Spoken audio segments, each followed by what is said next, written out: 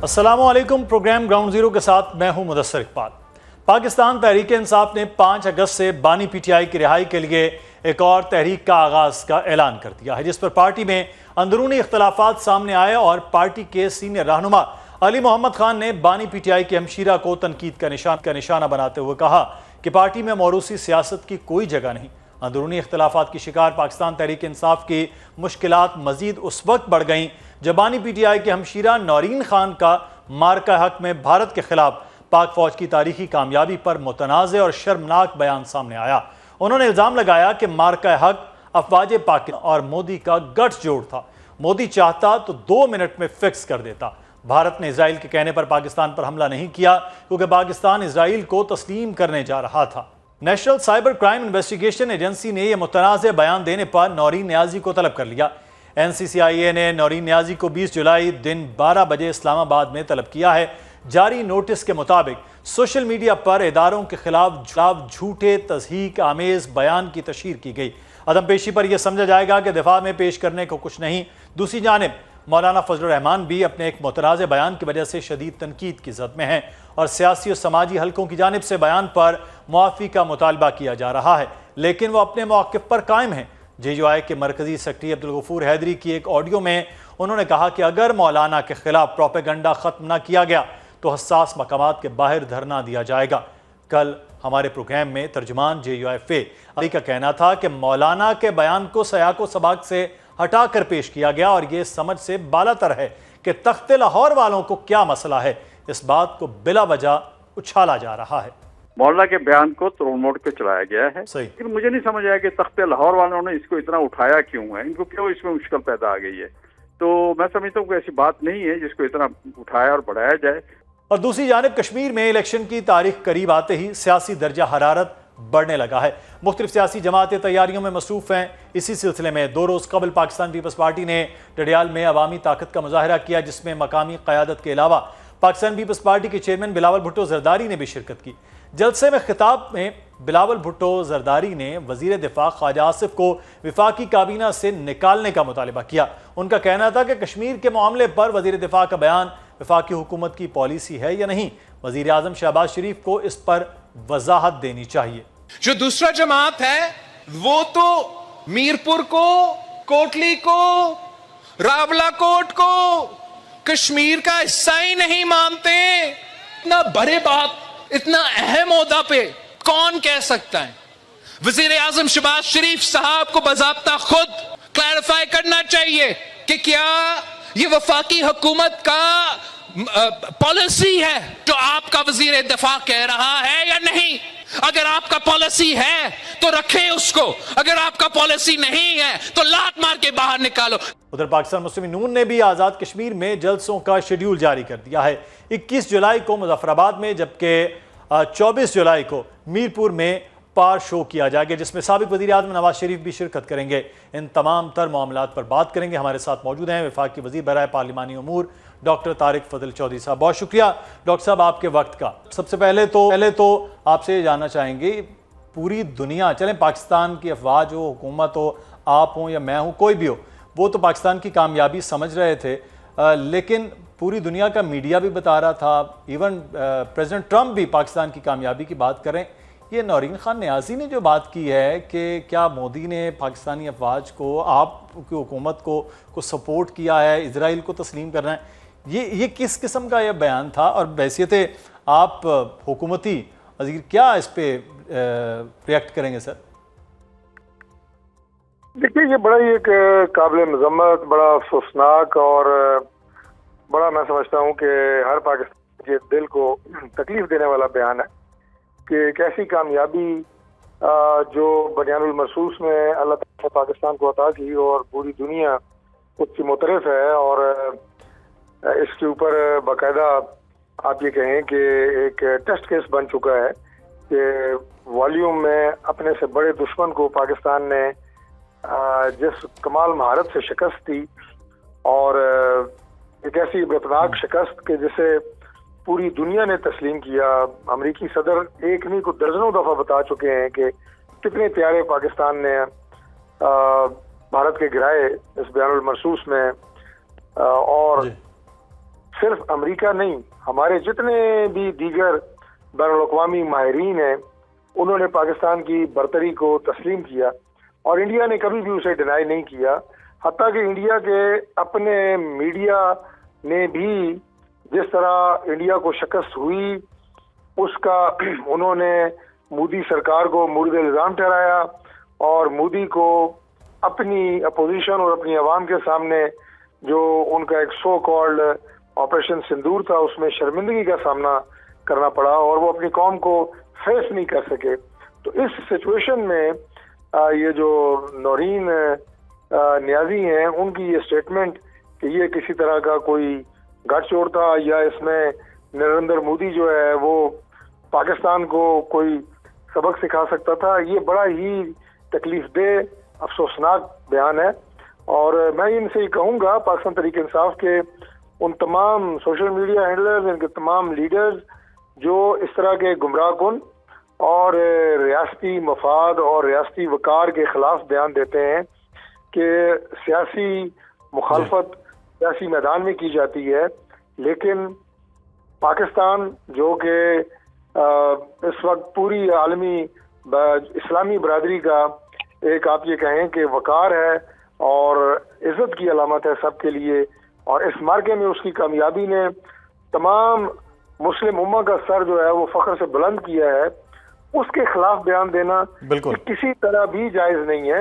आप सियासी बयान दें, गवर्नमेंट के खिलाफ बयान दें, हमारे खिलाफ बयान दें, वो आप देते रहते हैं, वो हमें उस पर कोई एतराज़ भी नहीं है। सियासी जमातें आपस में सियासी मैदान में पंजा आजमाई करती रहती हैं, लेकिन जहाँ रियासत की इज्जत की बात है, पाकिस्तान की वकार की बात है, वहाँ पे इस तरह के घटिया बयानात, इस तरह की सोच, और मैं कहूँगा कि मुल्की न सिर्फ वकार बल्कि मफाद के खिलाफ, पाकिस्तान की इज्जत के खिलाफ आप जो हर्जा रसाई करते हैं वो इंतहाई काबिल मजम्मत है।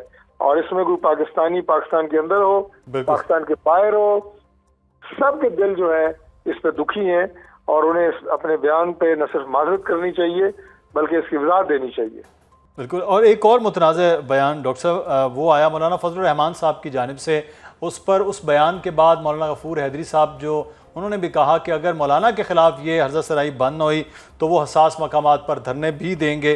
कल असलम गौरी साहब हमारे प्रोग्राम में थे, वो फरमा रहे थे कि उनके मौलाना के बयान को सयाको सबाक से हटकर पेश किया गया। ये समझ से बालातर है कि तख्ते लाहौर वालों को क्या मसला है, वो इस बात को बिला वजह क्यों उछाल रहे हैं। तख्ते लाहौर तो पाकिस्तान मुस्लिम नून यानी कि आपकी जमात को ही कहा जाता है, तो आप लोग इस मामले को क्यों उछाल रहे हैं?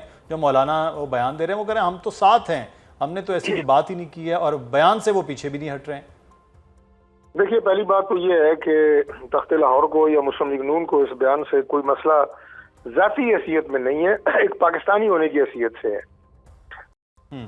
वो मसला जो है वो हर पाकिस्तानी को है, वो हर उस फर्द को है जो इस मुल्क और अपनी फौज के साथ जो है वो वाबस्तगी रखता है, और ख़ास तौर पे जो हमारे शुहदा हैं उनके साथ जो वाबस्तगी रखता है, शुहदा के ख़ानदानों के साथ जिनके दिल जुड़े हुए हैं और जो समझते हैं और इस बात पे बिल्कुल वो यकीन और ईमान रखते हैं कि शुहदा पाकिस्तान की कौम के मोहसिन हैं, जिनका ताल्लुक फौज से हो, जिनका ताल्लुक पुलिस से हो, दीगर लॉ एनफोर्सिंग एजेंसीज के शुहदा हैं, जिन्होंने वतन अजीज की हिफाजत के लिए, इस कौम की सलामती के लिए, यहाँ पे अमन के लिए अपनी जानों के नजराने दिए हैं, वो हमारे माथे का झूमर है।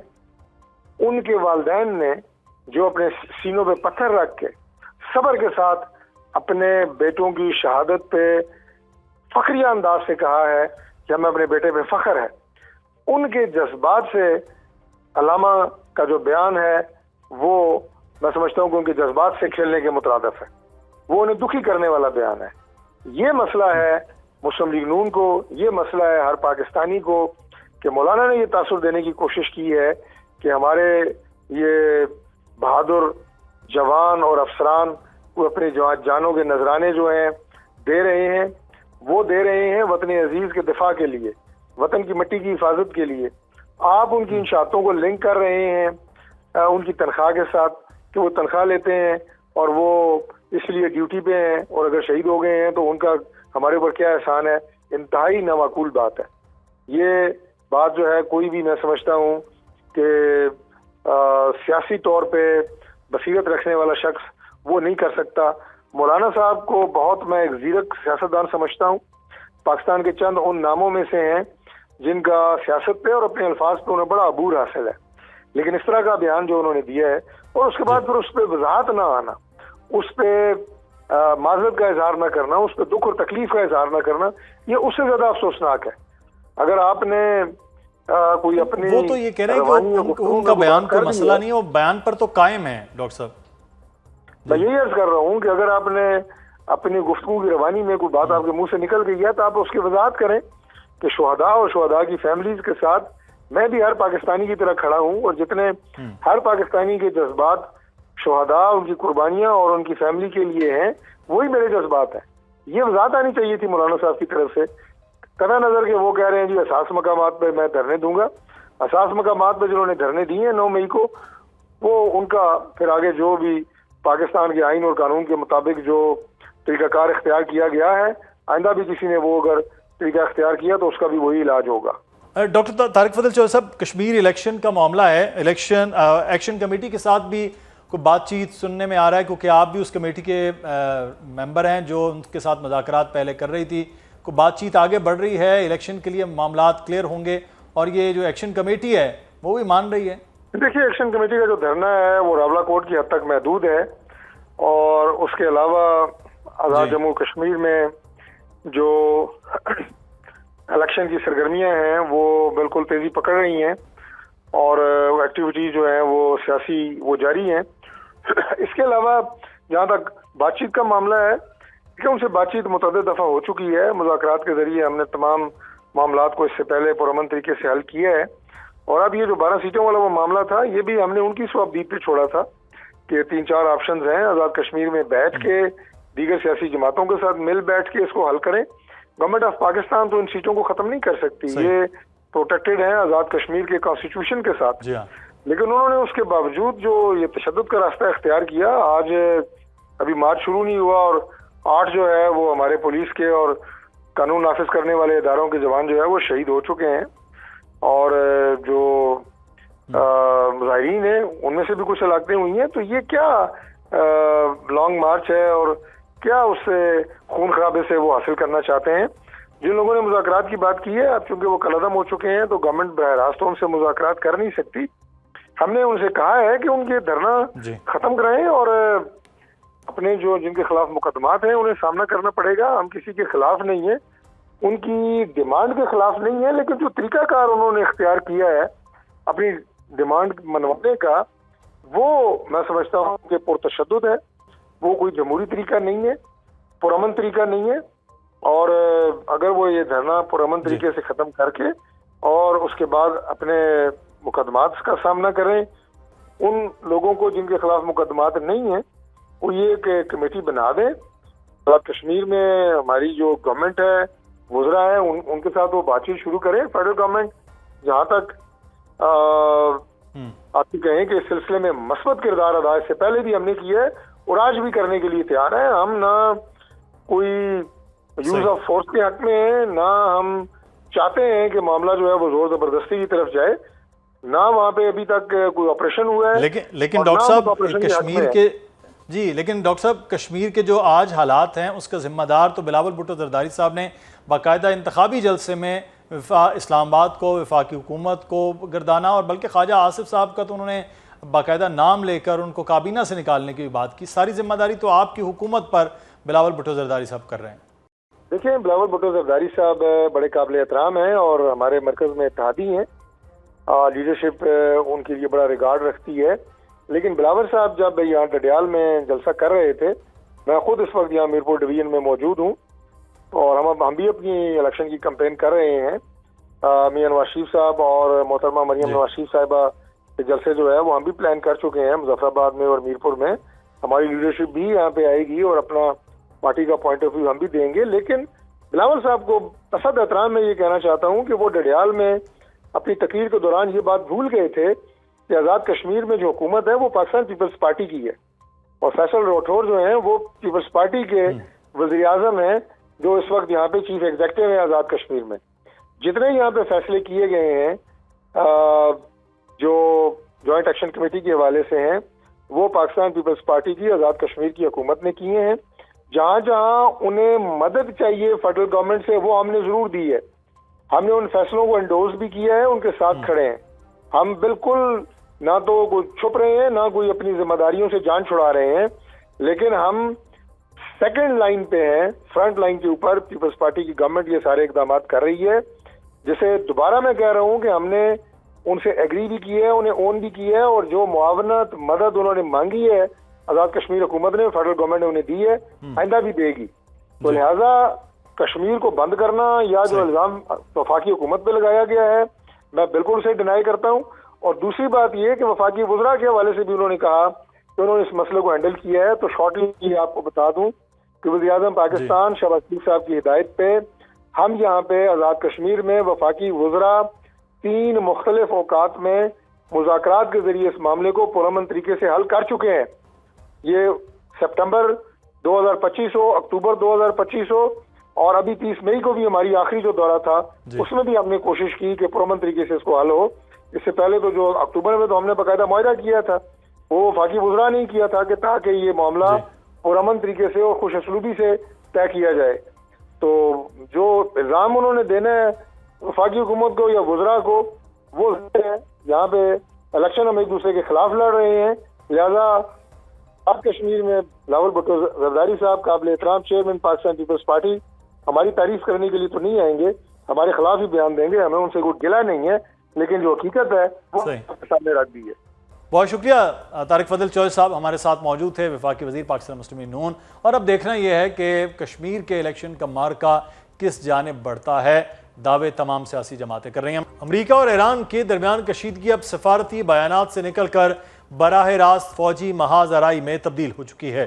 गुज़श्ता चंद रोज़ में दोनों ममालिक ने एक दूसरे के खिलाफ ऐसे इकदाम किए हैं जिन्होंने न सिर्फ पूरे खित्ते बल्कि आलमी अमन, तवानाई की तरसील और बैनुल-अक़वामी मईशत के हवाले से भी नए खदशात को जन्म दे दिया है। अमरीकी हुकाम के मुताबिक सिर्फ गुज़श्ता 5 दिनों के दौरान ईरान ने उर्दन में मौजूद अमरीकी अफवाज पर 4 बड़े हमले किए, जिनमें 2 अमरीकी फौजी हलाक, दर्जनों जख्मी हुए, जबकि मुतादिद हेलीकॉप्टर्स को भी नुकसान पहुंचा है। अमरीकी अखबार न्यूयॉर्क टाइम्स ने अमरीकी हुकाम के हवाले से दावा किया कि मुसलसल हमले इस बात की निशानदही करते हैं कि ईरान के पास न सिर्फ मिसाइलों और ड्रोन्स का खातर ख्वाह जखीरा मौजूद है, बल्कि अमरीकी फ़ज़ाई दिफाई निज़ाम को चकमा देने की इसकी सलाहियत में भी नुमायां इजाफा हो चुका है।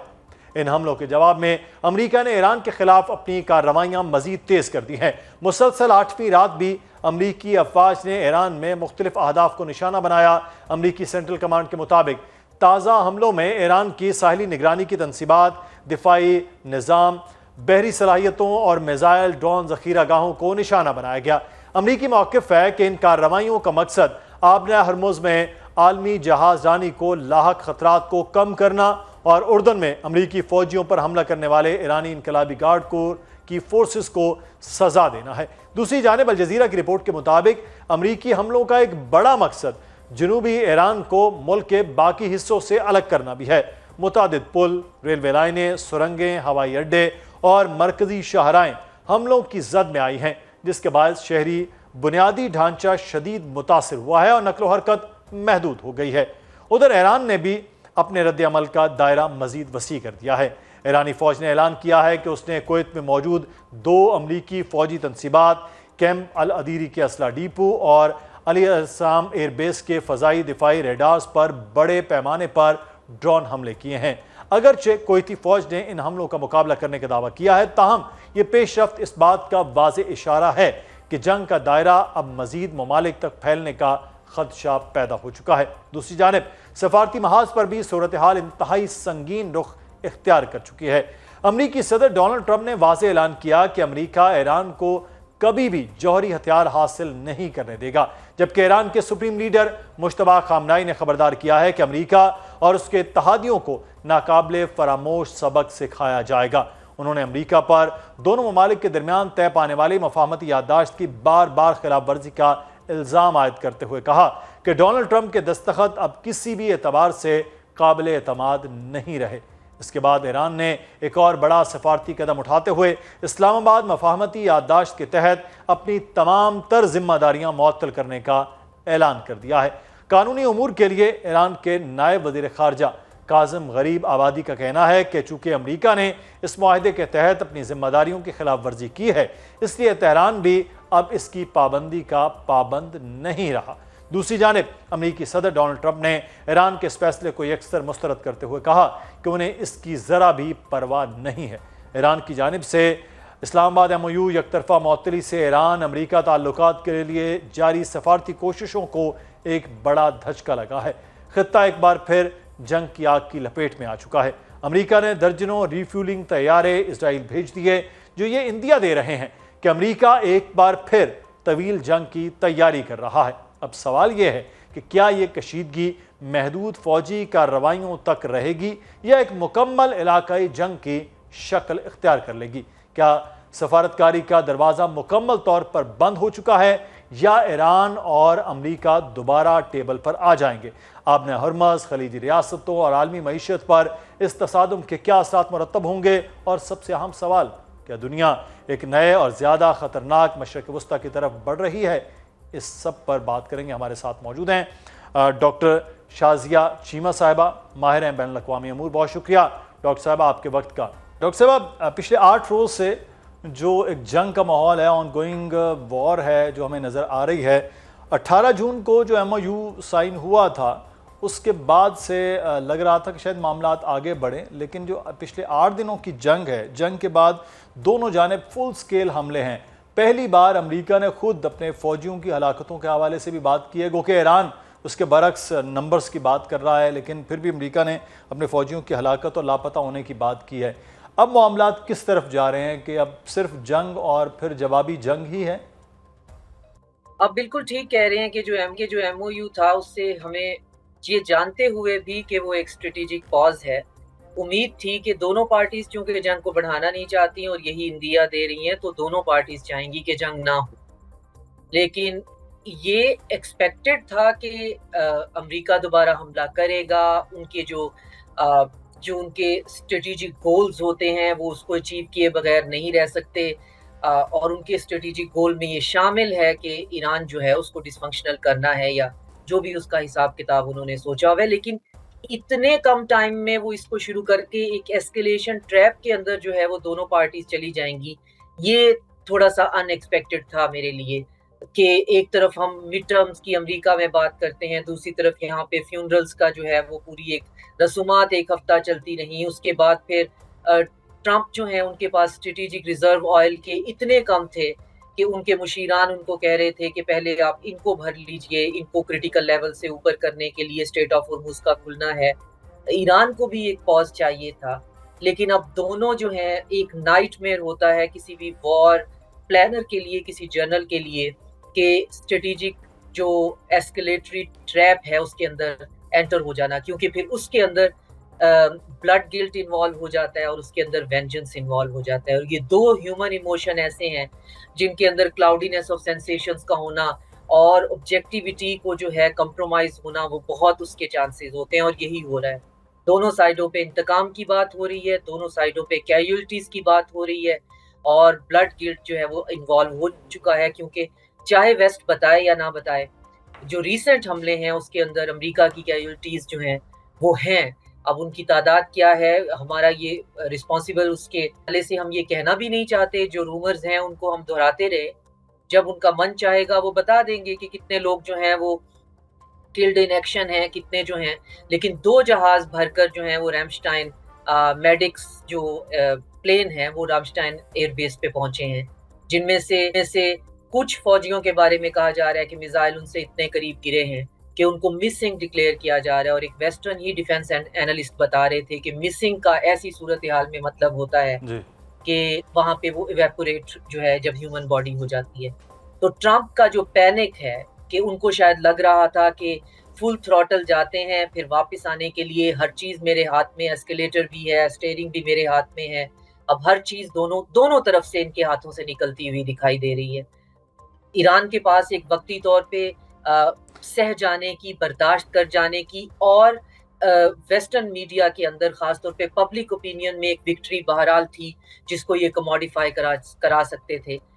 मुसलसल गल्फ पे हमलों ने उस चीज को भी कंप्रोमाइज कर दिया और ट्रंप जो हैं वो इंटरनेशनल इकोनॉमी को तो नोज डाइव पे लेके जाएंगे ही, साथ में अब जो बॉडी बैग्स जाने वाले हैं इनको नहीं समझ में आना कि अब इन्होंने इसको डील कैसे करना है। एक बिजनेसमैन आदमी, एक बिजनेस माइंडेड आदमी किस तरह से पहले तो पॉलिटिशियन बनेगा और उसके बाद वो भी वॉर टाइम पॉलिटिशियन बनेगा। सही। डॉक्टर साहब, इसमें एक चीज़ जो हम एग्जॉस्ट की खबर के हवाले से भी बात कर रहे हैं कि रीफ्यूलिंग जेट का मतलब ये है कि फिर जंग को अब लंबा खींचने का काम अमेरिका की तरफ से है।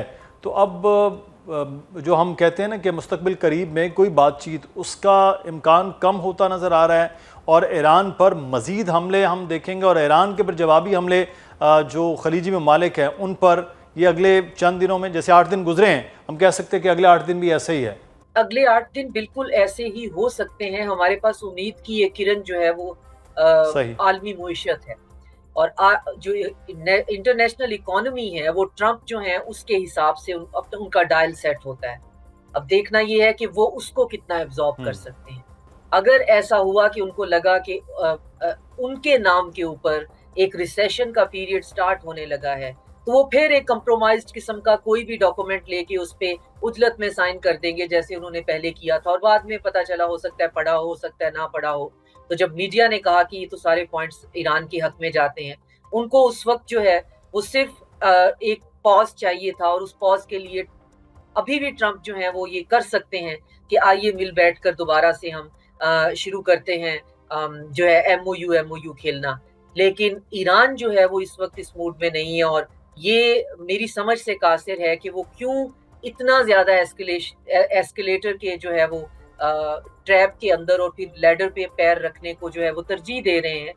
ये और बात है कि उनके पास असला ज्यादा है, उनके मिसाइल अंडरग्राउंड सिटी जो है वो अभी तक इंटैक्ट है। मगर एक बायगॉन सुपर पावर को अगर हम एज्यूम कर लें कि बायगॉन है, इस नैरेटिव को लेके चलें, तो भी वो इतनी डेंजरस है कि वो जाते जाते भी बहुत नुकसान कर जाएगी। और उस बहुत नुकसान में हमने ये स्ट्रेटेजिक पॉज जो है वो पाकिस्तान जो कि इस वक्त बहुत एक ऑकवर्ड सी सिचुएशन में है, हमने अपना सारा डिप्लोमेटिक लेवरेज जो है वो इस्तेमाल किया ईरान पे, क्योंकि ईरान की तो अपनी डिप्लोमेटिक आइसोलेशन है, अड़ोस पड़ोस से लेकर गल्फ के कंट्रीज तक सबके साथ उनका जो है कोई मोहब्बत के रिश्ते नहीं है। तो ईरान से उम्मीद ये थी, ये डिमांड नहीं है कि ईरान रिटेलिएट ना करे। बहुत मुश्किल है, ये कहना बड़ा आसान है कि ईरान को ये करना चाहिए था, ये नहीं करना चाहिए था, लेकिन ईरान इस वक्त जिस सिचुएशन में है वही सिचुएशन कौमें बनाती है और फिर कौमों का लाए अमल तैयार करती है। ये कोई आसान सिचुएशन नहीं है कि आपने अगर गल्फ के कंट्रीज के साथ डॉक्टर साहब, इसकी आपकी बात से एक बड़ा इम्पॉर्टेंट पॉइंट है कि ईरान को तो ये नहीं करना चाहिए, अमेरिका को ये नहीं करना, लेकिन इस नहज तक मामला दोबारा क्यों आया? जब हमने देखा कि जिनेवा में जब बातचीत का आगाज़ हुआ और फिर लग रहा था कि शायद अब चीज़ें कम अज़ कम गुफ्तो शुनीद में चलेंगी, 60 डेज़ चलेंगे, टेक्निकल पॉइंट्स पे बात होगी, कुछ मज़ीद 1 साल का वक्त भी हो सकता है, लेकिन कम अज़ कम डी एस्केलेशन हो जाएगा, रास्ते खुल जाएंगे। इस दोबारा इस नहज तक आने की वजह दोनों पार्टीज़ की, दोनों ममालिक की, क्या आपको लग रही? ईरान की तरफ से तो वही सिविलाइजेशनल ह्यूब्रिस है और उनका command and control centre decentralise होना है, जो कि एक बहुत रिस्की मूव है। अगेन जंग की सूरत हाल में उनके लिए काम कर गया है, लेकिन हिस्ट्री में इसको बार बार इसी तरह लिखा जाता है, मिलिट्री स्ट्रेटजी में भी, कि बहुत रिस्की है। कमांड एंड कंट्रोल सेंटर को आप डिसेंट्रलाइज करें तो कमांडर्स का अपने मुंह से हो जाना, इसके चांसेस बहुत ज्यादा होते हैं। और वही हुआ कि उनका ये कहना है कि एक कमांडर ने डिसाइड किया कि जो 3 जहाज गल्फ के फ्लैग होल्डर जा रहे हैं उनको रोकने के लिए उन पे अटैक कर दिया जाए, लेकिन हम ओन करते हैं चूंकि वो हमारे कमांडर्स। अमेरिका एग्रीमेंट इनकेपेबल है और अमेरिका ने कोई एग्रीमेंट नहीं किया था और इस मफाहमती यादाश्त पे दस्तखत भी सिर्फ वक्त की तंगी की वजह से किए थे। उनका ऐसा कोई उनके ऊपर प्रेशर नहीं है कि उन्होंने कोई लास्टिंग पीस जो है वो इस रीजन के अंदर लाना था। वो एक वीकेंड वॉर के लिए आए थे, वेनेजुएला स्टाइल की जो है, और उसके बाद उनका अगला जो है वो स्टेप वो चाइना था। चाइना की पीयर कंपेटिटर होने का ईरान जो है वो कोलैटरल बना है। अब ये मान रहे हैं या नहीं मान रहे, स्टेट ऑफ हुर्मुज जो है वो ये हालत उनको बिल्कुल बर्दाश्त नहीं है। और अब ईरान जो है वो वक्ती तौर पे जीत अभी भी हम नहीं कह सकते, सह जाना, एब्जॉर्ब कर जाने को वो अपनी विक्ट्री समझ रहे हैं और उनका ख्याल है कि हम इसको लिंगर ऑन करके फतह और शिकस्त को बड़ा डिसाइसिव कर सकते हैं। पर सवाल ये पैदा होता है कि वो फतह और शिकस्त अगर डिसाइसिव होने वाली है तो क्या अमेरिका एक ऐसी पावर है जो हतमी शिकस्त आपको कहीं भी होराइजन पे उसके लिए दिखाई देती है? फिर अगर उसे इतनी ही हतमी और वाजे और नजर आने वाली ऑप्टिकल डिफीट जो है अगर उसके सामने होगी तो वो कितना रोग और कितना वेलाकोस्ट हो सकता है, क्या आप उसके रेप्रिकॉशंस को समझते हैं? और अगर हतमी आपकी फतह है तो आपकी हतमी फतह जो है उसके लिए आपको बहुत आला ज़र्फी का मुजाहरा करना पड़ेगा, क्योंकि गल्फ के कंट्रीज का सबसे बड़ा प्रॉब्लम ये है कि वो आपसे इंटिमिडेटेड है। उनको वहां पे $1 ट्रिलियन की बेसिस बनाने की कोई जरूरत नहीं थी अगर आपको एज अ स्ट्रक्चरल थ्रेट बनाकर पेश ना किया जाता, लेकिन आप जो वो सोचते हैं आप उसको सच साबित कर रहे हैं। तो इसमें तो मिल बैठकर चाइना का विजन जरूर है, हम ऑकवर्ड पोजीशन में होते हुए इस रीजन का एक सिक्योरिटी फ्रेमवर्क जरूर तैयार कर रहे हैं, लेकिन उसमें ईरान का मसला हल होना है, लेकिन Iran is a very difficult country to handle. तो ईरानियों को ग्राउंड जो है, ग्राउंड जीरो पे बैठ के ग्राउंड रियलिटीज को सामना करना पड़ेगा। ये जो आपका एक सेक्टेरियन सेक्रीफाइस का एलिमेंट है जिसमें सिविलाइजेशनल प्राइड है और फिर उसके साथ आप नेशनल जो एक एनर्जी है, वो तीनों चीजें अब इकट्ठी हो गई हैं। तो जितना इन्होंने लोगों को चार्ज और मोबिलाइज कर दिया जो एक्सपेक्टेड भी नहीं था, तो अब मुश्किल हो जाएगा इन लोगों को घर में दोबारा भेजना कि जी अब हमारे पास कोई डिसाइसिव रीजन बिल्कुल नहीं है। ये दोनों जानिब जो है वो मामला मुश्किल वो रहेंगे जो आप बात करें। बहुत शुक्रिया डॉक्टर शाजिया शीमा साहिबा हमारे साथ मौजूद थी। देखना यह है कि ये जो दोबारा से जंग का एक माहौल बन गया, उसमें आलमी मईशत के साथ साथ इलाकाई सूरत हाल किस जानिब बढ़ती है। हमें फुटबॉल की दुनिया आज एक ऐसे लम्हे के दहाने पर खड़ी है जिसका इंतज़ार 4 बरस तक किया जाता है। 6 हफ्तों पर मुहित सनसनी, जज्बात, हैरान कुन अपसेट्स, तारीखी लम्हात और बेशुमार तनाज़ात के बाद अब नजरें सिर्फ एक मैच पर मरकूस हैं। फीफा वर्ल्ड कप 2026 का फाइनल। यह सिर्फ एक फाइनल नहीं बल्कि तारीख के सबसे बड़े वर्ल्ड कप का इख्तिताम है, जिसमें पहली मरतबा 48 टीमों ने शिरकत की। रिकॉर्ड 104 मैचेस पर मुश्तमिल इस टूर्नामेंट के 103 मुकाबले खेले जा चुके और अब पूरी दुनिया को आखिरी और फैसला कुन मार्के का इंतजार है। इस वर्ल्ड कप में टूर्नामेंट की तारीख के सबसे ज्यादा गोल्स भी देखने को मिले और दुनिया भर के करोड़ों शायकीन ने इस मेगा इवेंट को एक नए अंदाज में यादगार बना दिया। सिर्फ दुनिया ही नहीं बल्कि पाकिस्तान में भी फाइनल का गैर मामूली जोश खरोश देखने को मिल रहा है। इस्लामाबाद के डी चौक, लाहौर के लिबर्टी चौक और कराची के लियारी में बड़ी बड़ी LED स्क्रीनें नस्ब कर दी गई हैं ताकि हज़ारों शायकीन इज्तमाई तौर पर इस तारीखी फाइनल का लुत्फ उठा सकें। ताहम ये टूर्नामेंट सिर्फ फुटबॉल तक महदूद नहीं रहा। VR के मुतनाज़ फैसले, स्मार्ट बॉल टेक्नोलॉजी, शदीद गर्मी, महंगे टिकट और सियासी मामलात के साथ साथ फीफा के बाज़ फैसले भी शदीद तनकीद की जद में रहे। खासतौर पर अमरीकी खिलाड़ी को रेड कार्ड मिलने के बावजूद इसकी मअतली ख़त्म किए जाने के फैसले ने नई बहस छेड़ दी। नाक़दीन ने सवाल उठाया कि जिस तरह ICC पर अक्सर भारतीय असर व रसूख के इल्ज़ामात लगते रहते हैं, इसी तरह इस फैसले के बाद ये तासुर भी सामने आया कि फीफा पर भी मेज़बान मुल्क अमरीका का असर व रसूख दिखाई दिया। फीफा ने अपने फैसले को कवानीन के मुताबिक करार दिया, लेकिन इस मामले ने टूर्नामेंट के दौरान सबसे ज़्यादा बहस और तनाज़े को जन्म दिया। लेकिन इसके बावजूद मैदान के अंदर होने वाले मुकाबलों ने हर तनाज़े को पीछे छोड़ दिया और साबित किया कि वर्ल्ड कप का जादू आज भी बरकरार है। और अब वक्त आ गया है कि इस टूर्नामेंट के आखिरी और सबसे बड़े इम्तहान का।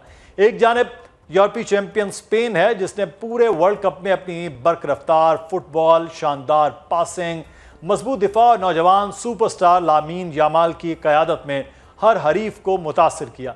दूसरी जानिब दिफाई चैंपियन अर्जेंटाइन है, जो मुसलसल दूसरी बार आलमी ताज अपने सर सजाने के लिए मैदान में उतरेगी, जबकि दुनिया भर की नज़रें लियोनेल मेसी पर भी जमी होंगी, जो शायद अपने शानदार करियर का एक और यादगार बाब लिखने के लिए तैयार हैं।